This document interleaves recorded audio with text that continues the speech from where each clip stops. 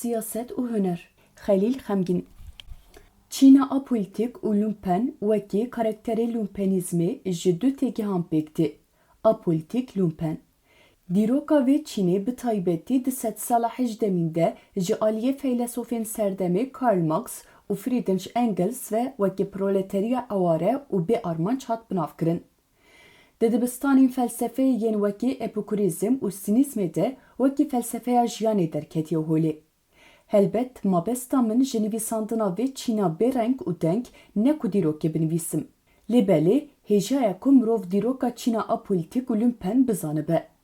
Wê hingî bihêsanî mirov dikare rewşa civaka me di mijara siyasî, çandî, aborî baş binirxîne û bi heqîqetê şîrove bike.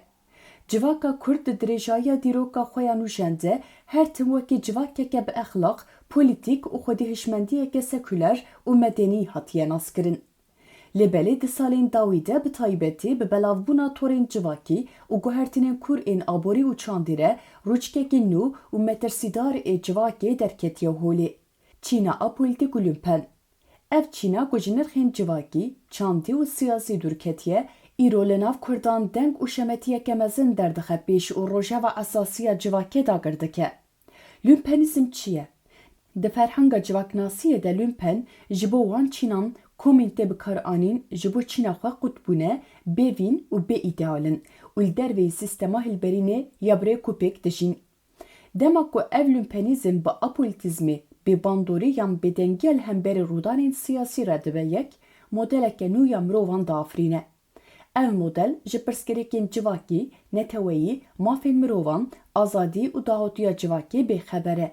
Tenê li pey berjewendiyên kesaneyên rojane, kêfxweşiyên pûç û li xwenasînê ye. Dengê şemetiyê.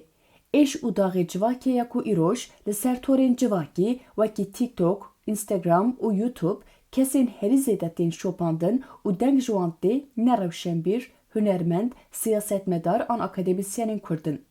Berova jî vê, kesên ku nirxên civakê bin pê dikin, zimanê Kurdî bi şêwazekî heramkirî û pûç bikartînin û şemetiyê dikin. Dibin qehremanên nû yên rojevê. Hemû pîvanên terbiye û sînorên exlaqî ji holê radikin. Zana û nezan, aqil û bêaqil, her babet ji bo şametekaran bûye rojev. Ev Çîna lumpen bi vê rengê bandoreke neyînî li ser nifşênû dike.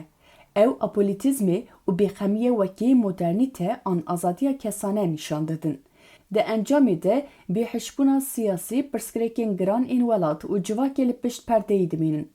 Têkçûna çandî, zimanî û çanda Kurdî li şûna ku wekî amûreke rûmetê bêparastin dibe amûreke qeşengî û bazirganiyê.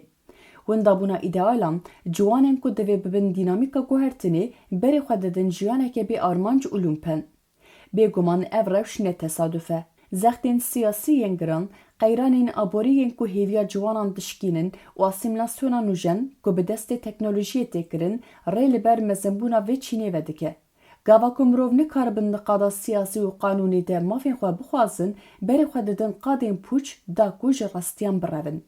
Lêbelê bêdengî û bêxemiya vê Çînê ji bo desthilatdaran û sîstemên ku nexwazin Kurd bibin xwedî îrade, nîmeteke mezin e. Ji ber ku civakeke bi lumpenan dagirtî be, birêvebirin û bi destkirina wê pir hêsan e. Balkêşe îro di nav civaka Kurdan de herî zêde ev Çîna lumpen bi şemêtiya xwe zindî û aktîf e. Helbet ne tesadüf e, ne jî bêguneh e. Hege civaka Kurd naxwaze ku hişmendiya xwe ya dîrokî û siyasî winda bike, divê li hemberî vê şemetiya lumpenîzmê hişyar bibe. Erkaherî mezin dikeve ser milê rewşenbîr, nivîskar û saziyên çandî ku qadê ji van dengên pûç re nehêlin. Divê em ji bîr nekin, dengê ku herî zêde dilerze û şemetiyê dike, ne her tim dengê herî rast e.